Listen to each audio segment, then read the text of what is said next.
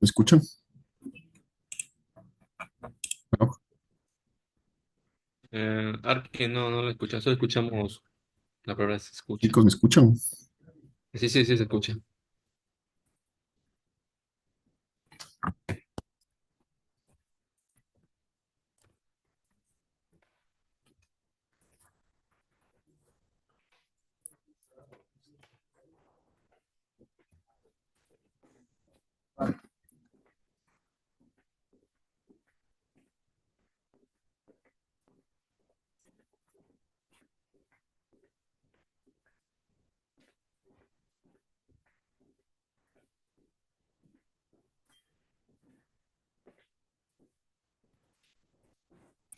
Hola chicos, ¿me escuchan? Sí, Arki, ahí se lo escucho un poco. Chicos, Sí, arquitecto.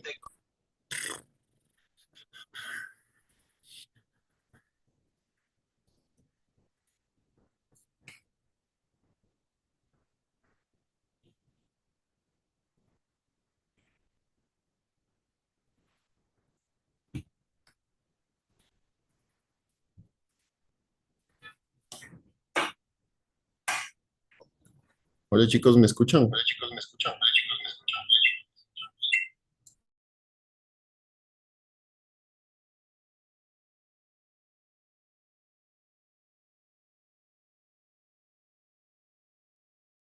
Chicos, ¿ahí me escuchan?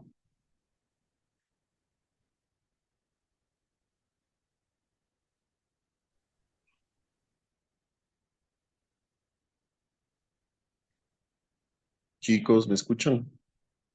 Sí, Confírmenme, por Sí, favor. Arki, lo estamos escuchando.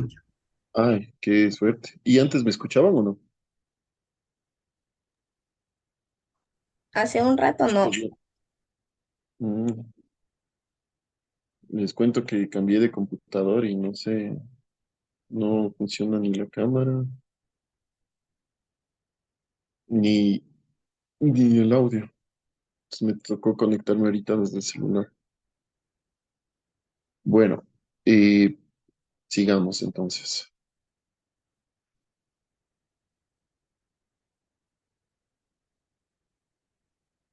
A ver, ¿dónde está? Bueno, les voy a tomar lista ya.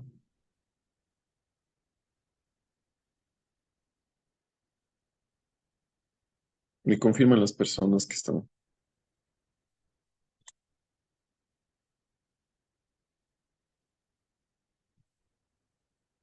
Ya. Gianfranco, ¿estás?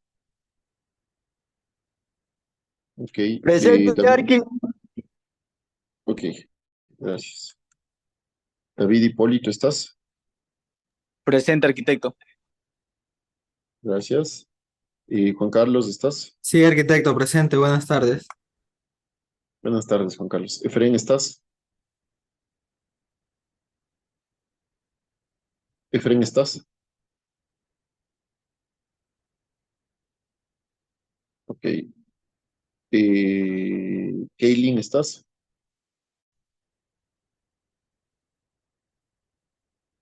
Ok. Melanie, ¿estás? Ok. Justin, ¿estás? Presente, arquitecto. Ok. Ayrton, ¿estás?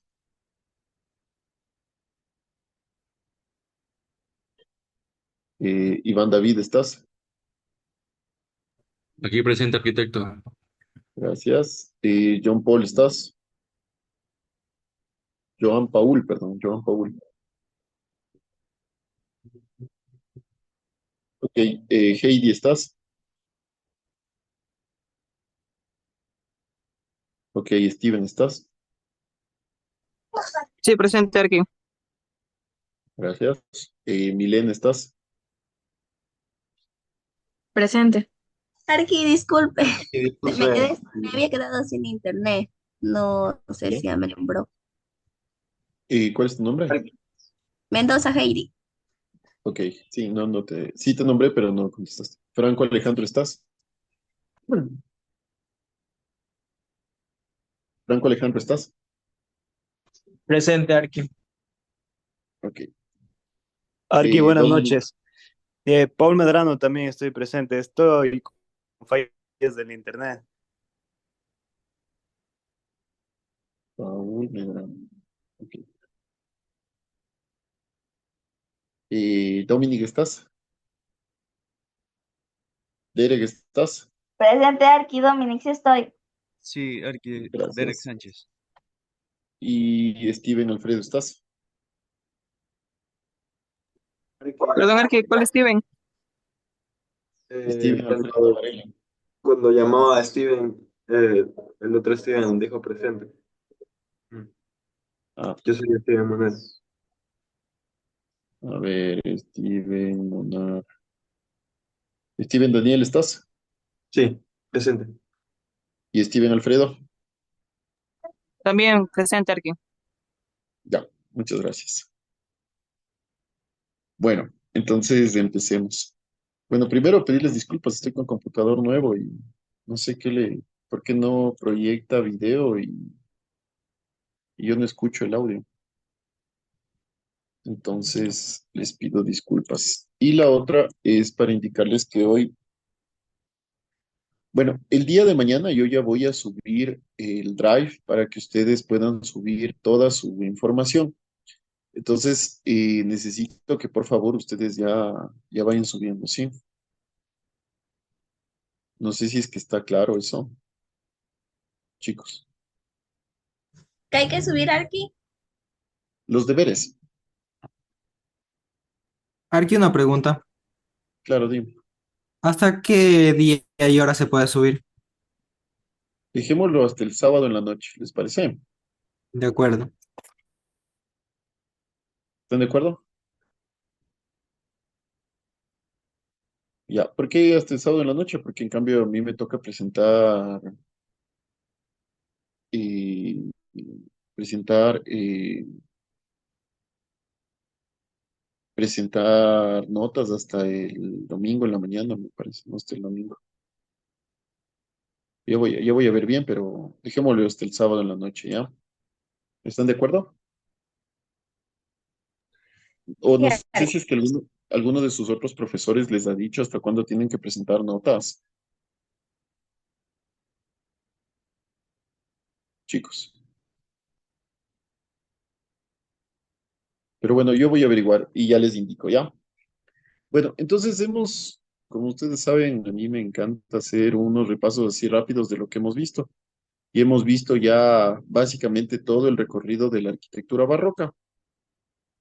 Y finalmente vamos a terminar en la arquitectura barroca española.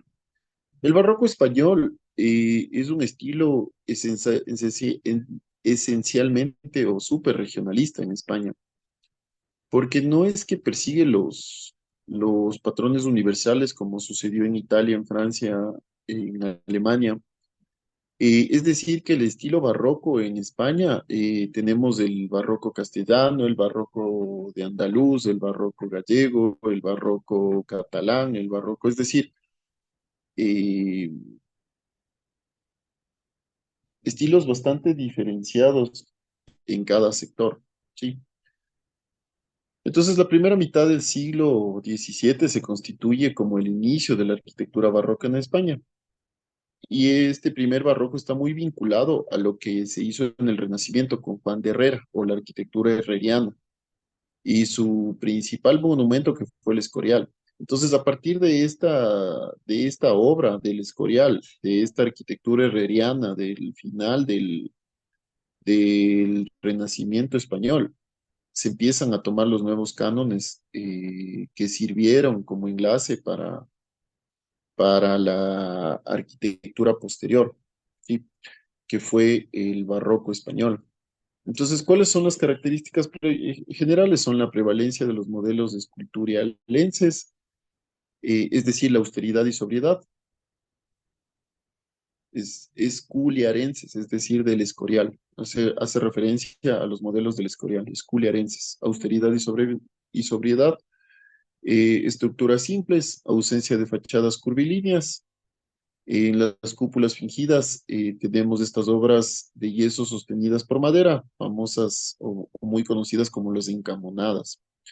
Los interiores son muy decorados, son retablos dorados, pinturas, etcétera, y se divide en tres etapas. La primera es la primera mitad del siglo XVII, los años centrales del siglo XVII y la transición al siglo XVIII. Es decir, estas son las tres etapas con las que se divide o en las que se divide esta arquitectura, ¿sí?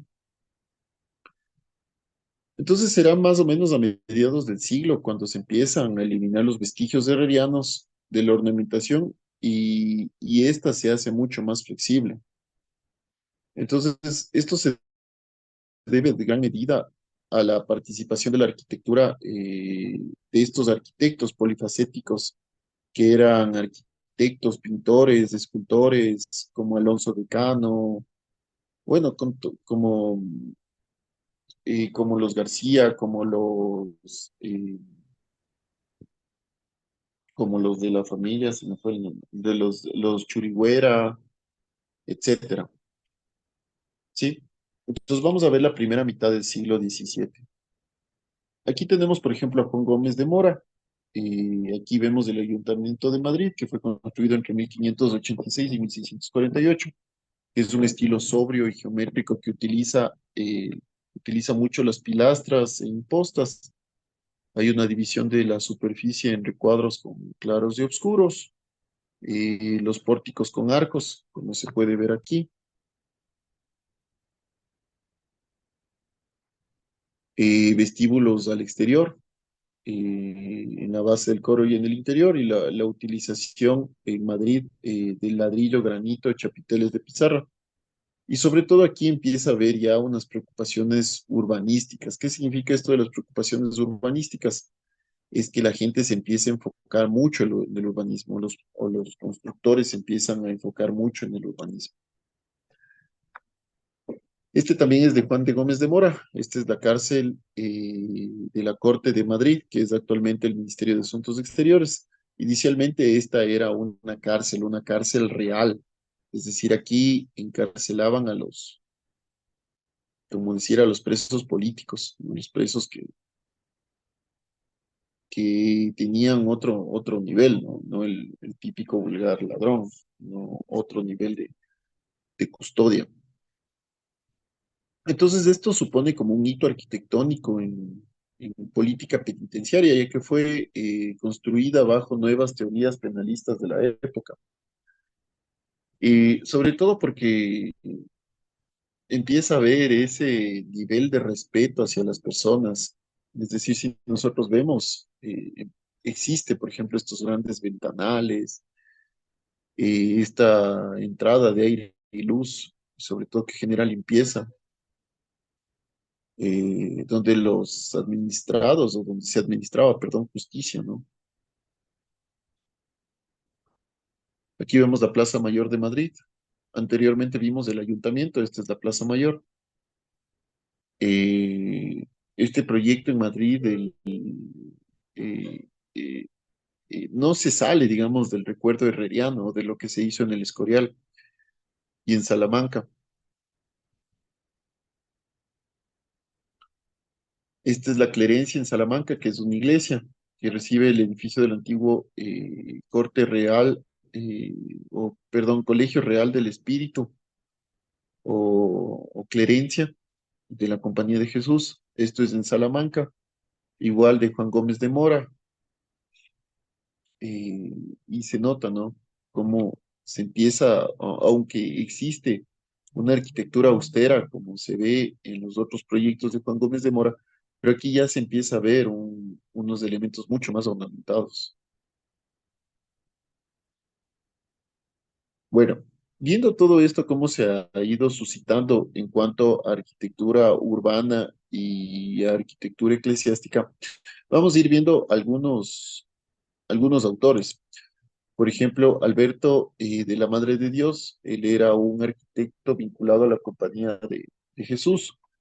De hecho, él era un fray, es el fray Alberto de la Madre de Dios. Era fray y arquitecto. Realmente su primera participación documentada fue en este convento de las Carmelinas, diseñada en 1600, cuando él tan solo tenía 25 años de edad.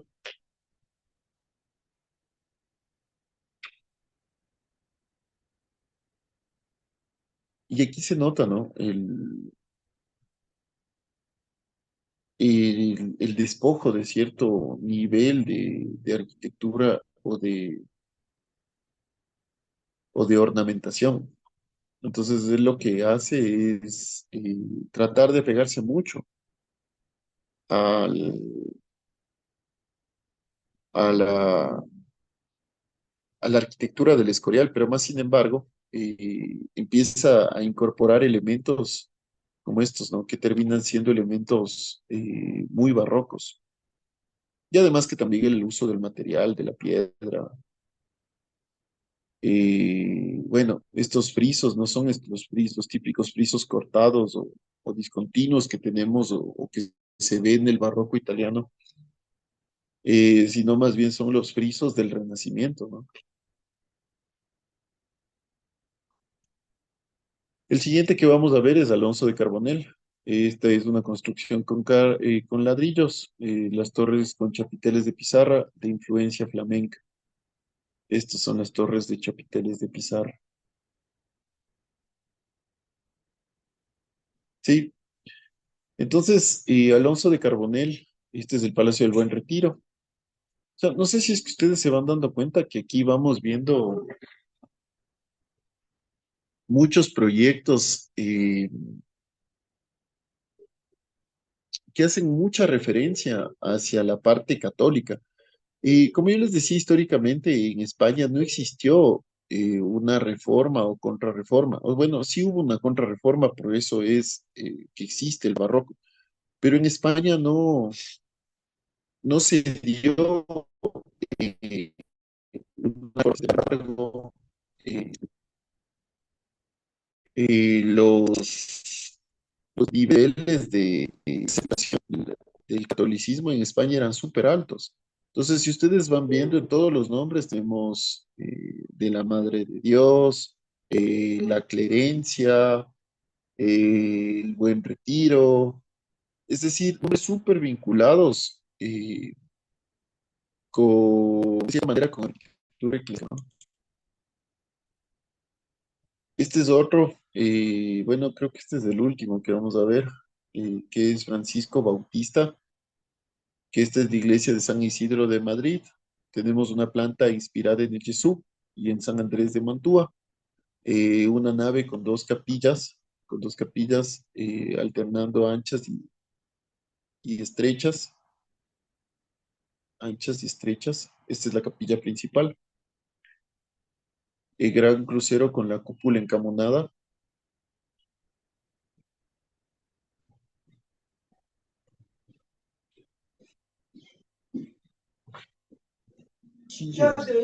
Aquí revisando unas cositas, dando unas cositas. Mm. Y tenemos una fachada de orden colosal.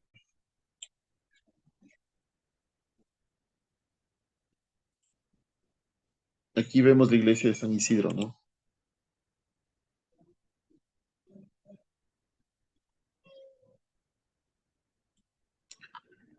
Bueno, la segunda parte es mediados del siglo XVII.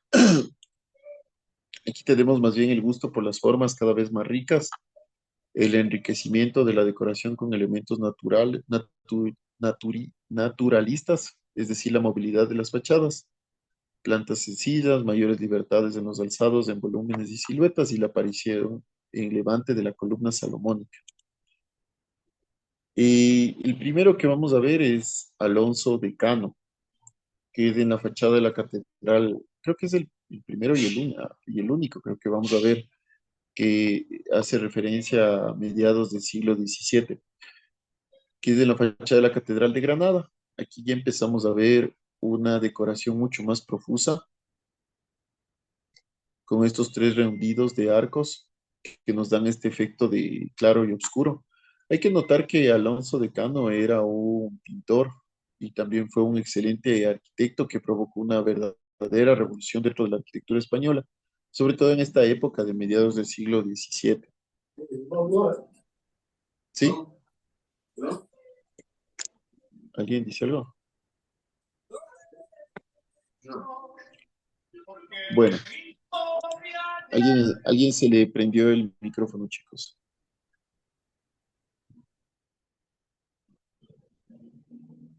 Ok. Bueno, no, son dos los que traje para esto. El segundo es Manuel y José del Olmo. Ellos eran dos hermanos que hicieron varios proyectos juntos. La Iglesia de los Comendadores en Santiago de Madrid, que es una planta de cruz griega con brazos acabados de exendras. No traje una planta como para que se lo pueda ver, ¿no? Pero es en cruz griega, ¿no? Y en estas exendras. Eh, José y Manuel del Olmo, bueno, José del Olmo era el hermano mayor de Manuel del Olmo, quienes tuvieron una estrecha colaboración profesional y personal, ¿no?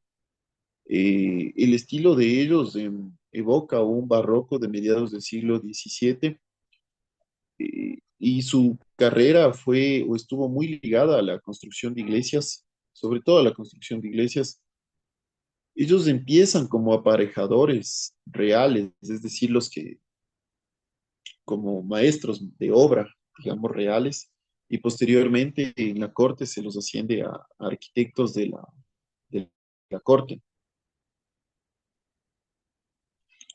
Y el último periodo es la transición al siglo XVIII, que son procesos de activación de las empresas constructoras y la culminación del barroquismo español. Aquí hacemos referencia con esto de procesos de activación de las empresas constructoras. Es que empiezan a, bueno, ya hubo una pequeña asociación entre dos hermanos, ¿no? Manuel y José del Olmo, pero viene la familia Churigüera. Los Churigüera son tres hermanos más sus padres y posteriormente sus hijos y sus nietos, que empiezan a construir varios proyectos en conjunto, por ejemplo, la Plaza Mayor de Salamanca.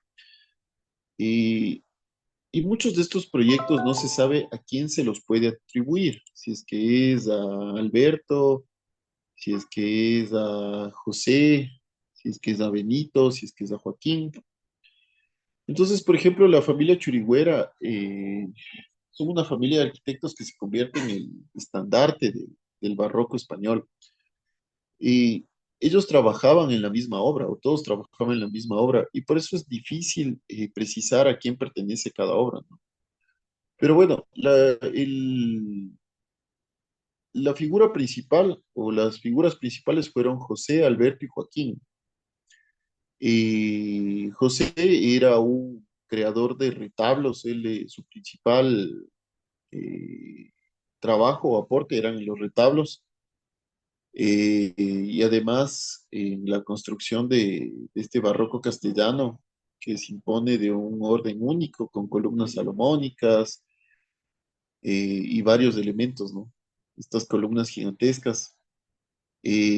José de Churigüera le seguía a su hermano Joaquín, que se trasladó a Salamanca, o él empezó a abrir un mercado en Salamanca, donde realizó algunos proyectos como el Colegio de Calatrava. Y Alberto, bueno, Alberto es el creador de la Plaza Mayor en Salamanca, como lo vemos aquí. Entre ellos eran, digamos, un equipo casi perfecto, ¿no? Porque entre ellos el uno entraba en una parte, el otro en otra parte y el otro remataba las obras.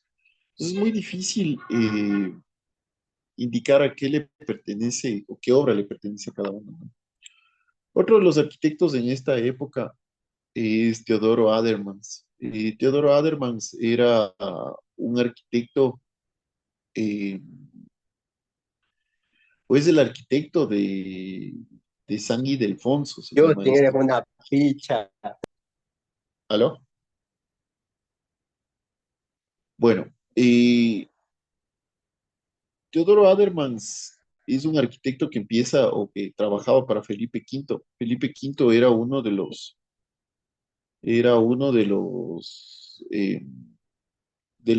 nietos de Carlos XIV, que vivía en Versalles. Entonces Felipe V quiso construir algo como Versalles, porque él creció en Versalles. Entonces sale el Palacio de la Granja de Segovia, ¿no? Entonces tiene un tono mucho más íntimo y reservado. Tiene maravillosos jardines, un trazado geométrico francés, el Parque Natural Inglés y realiza la gran fachada del palacio. El siguiente arquitecto que vamos a ver es Pedro de Rivera. Tiene una fuerte personalidad. Pedro de Rivera era o es el arquitecto de Madrid, el que construye o termina construyendo o planificando, perdón, la ciudad de Madrid. Y él hacía este tipo de elementos, ¿no? Que son elementos churigüerescos, es decir, muy parecido a lo que hacía la familia Churigüera. Bueno, él tiene fuerte personalidad, imaginación desbordada, elementos característicos, el grueso baquetón y el quebrado, y es el arquitecto de la ciudad de Madrid. Este es el puente de Toledo en Madrid, con estos elementos, ¿no? Churigüerescos.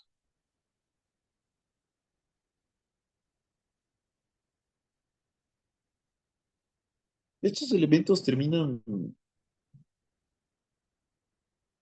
limitándose a un aspecto exclusivamente decorativo.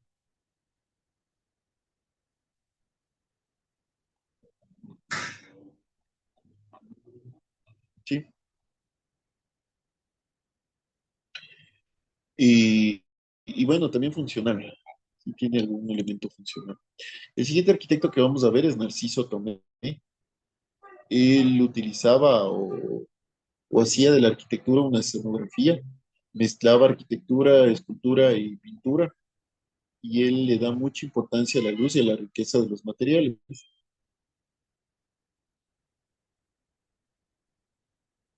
El siguiente arquitecto que vamos a ver es Jaime Bort. Él hace la fachada de la Catedral de Murcia, de concepción cóncava, orden pre-neoclásico y elementos decorativos del rococó. Aquí ya se empieza a ver también un poco de rococó, ¿no? Si nosotros vemos, aquí tiene, por ejemplo, las famosas encamunadas, y es una arquitectura que evoca mucho, ¿no? Al barroquismo italiano, con entradas y salidas, con como convexo, diferentes niveles, bien marcados, ¿sí? El siguiente arquitecto que vamos a ver es Conrado Rudolfo, o también es conocido como Conrad Rudolf. Este es un arquitecto de origen alemán que fue a España. Él hace la fachada de la Catedral de Valencia. Es de origen alemán. Es influenciado por Borromini y tiene una planta de la fachada, es cóncava, ¿no? Es decir, es muy italiano lo que hace. Y bueno, mientras dura el barroco en España, eh, se o esto obedece a la aparición de estos elementos escenográficos, artísticos, que tienen una calidad inigualable, ¿no? Este barroco, el barroco español, ejemplifica esta creencia o esta vinculación con Dios, ¿no? Es bastante fuerte. Bueno, ya no nos faltan muchos. El siguiente es Leonardo de Figueroa, que él hace la iglesia de San Luis de Sevilla, que es una planta centralizada, columnas salomónicas y el uso del ladrillo sobre la cerámica. Entonces, Leonardo de Figueroa será la figura clave en Andalucía, el colegio seminario de San Telmo en Sevilla y la iglesia de San Luis, con sus mejores aportaciones. A partir de 1679, él trabaja también para el municipio y empieza a crear algunos proyectos.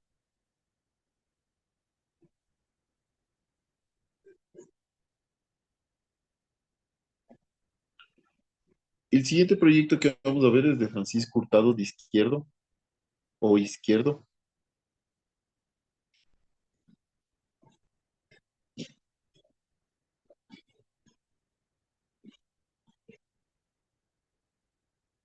Él empieza también a mezclar todas estas obras. entre yeso, escultura y arquitectura.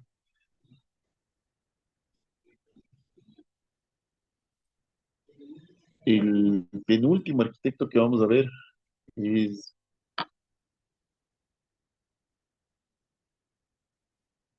Fernando de Casas Novoa. Él hace esta iglesia de Santiago de Compostela, ¿no? O la fachada de la iglesia de Santiago de Compostela. Es bastante interesante este proyecto porque después se le replica en Ecuador.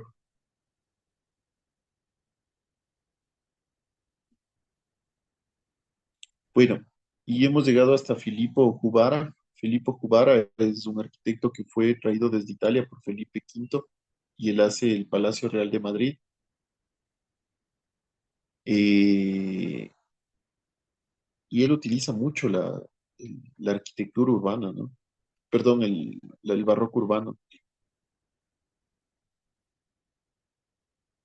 Aquí vivía el rey de España, pero ahora me parece que vive en el Palacio de la Zarzuela.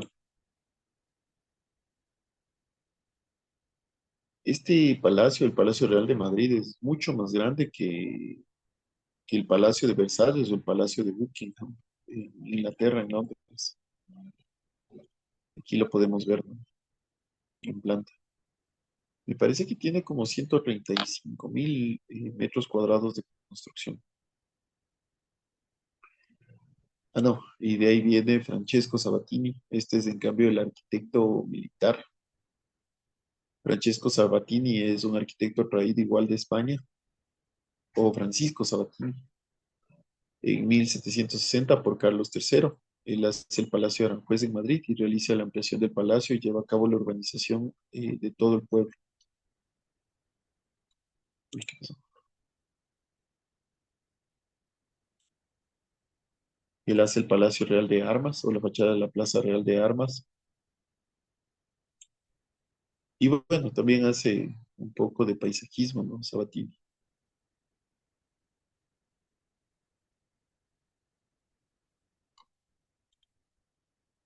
Y también Sabatini hace la Puerta de Alcalá, que es súper famoso, la Puerta de Alcalá. Hasta una canción tiene. Eso es, chicos. Entonces, ya para ir cerrando, les voy a pedir que hagan una infografía sobre la arquitectura barroca, explicando los tres periodos que acabo de nombrar.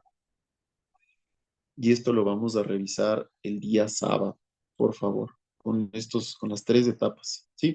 Este sábado, Arqui. Sí, este sábado. ¿Por qué? ¿Hay algo este sábado? Chicos, no me hagan asustar. ¿Hay algo este sábado? No en particular, pero una pregunta, ¿eso quedaría para este parcial o para el tercero? Y podría ser para el próximo. Yo les iba a poner en este porque hay algunos que no tienen todos los deberes. Pero si desean para el próximo también puede ser. Lo importante es que lo que no quiero es que se queden sin, no quisiera que se queden sin deberes que no hayan presentado. Juan Carlos, no sé si me puede ayudar tomando una captura. De acuerdo, Arqui. Espérame un ratito, no me va la hoja. Ya, muchas gracias. Arki, una pregunta. Claro. De pronto no sé si me tomó la lista. No escuché. Muy flaco, ya cerré la lista. Tienes que Chuta. estar Es pendiente que, antes. sí. Arqui, Más ¿será bien, que, Sí será que estaba, puede, pero Arqui, será que ¿perdón? puede poner la parte donde están los periodos? Ah, con mucho gusto, claro, claro, claro. Claro, claro, por favor. Faltaba menos. Uy, ¿qué hice?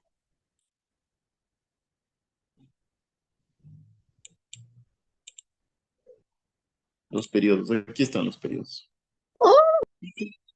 Si vemos los tres periodos, es facilito ver los tres periodos.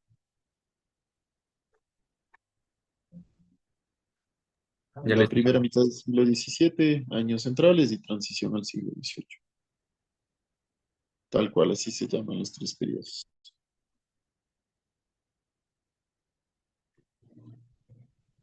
¿Le quito nomás? Sí, gracias, Arqui. Ok. Bueno, chicos, hagan más bien en la hora que falta de clases, más bien intenten hacer y empezar a hacer el deber, por favor. Sí, nos estaremos viendo el día sábado. Les mando un fuerte abrazo.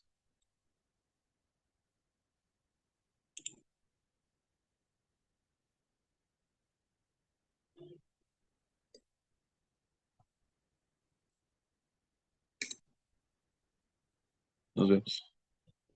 Chau, Arqui. Chao, chicos. Hasta luego, Arqui. Chao, Arque.